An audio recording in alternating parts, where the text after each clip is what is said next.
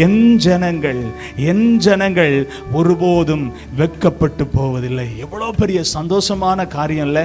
எவ்வளோ சந்தோஷமான ஒரு அனுபவம் பார்த்தீங்களா?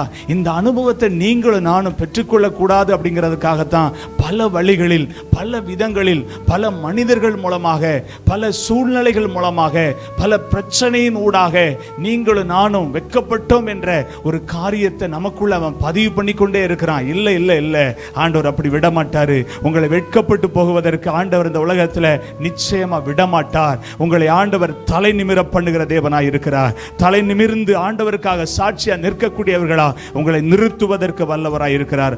ஆகவே தான் ஆண்டவர் உங்களோட கூட பேசிட்டு இருக்கிறாரு. என் பிள்ளை வெட்கப்பட்டு போவதில்லை. ஆமென்.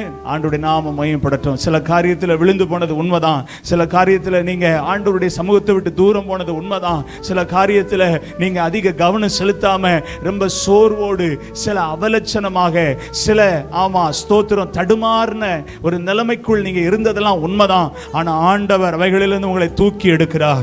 ஆண்டவர் உங்களை அந்த இடத்திலிருந்து வெளியே கொண்டு வர விரும்புகிறார். அந்த வெட்கப்படுகிற அனுபவங்களை கர்த்தர் மாற்றி, என் ஜனம் ஒருபோதும் வெட்கப்பட்டு போவதில்லை என்ற வார்த்தையை உங்கள் மூலமாக கர்த்தர் உங்களுடைய குடும்பத்தில், நீங்கள் இருக்கிற பகுதியில், நீங்கள் இருக்கிற எல்லா இடங்களிலையும் அதை கர்த்தர் செய்ய, அதை கர்த்தர் ஆமென் செய்து முடிக்க அவர் வல்லவராயிருக்கிறார்.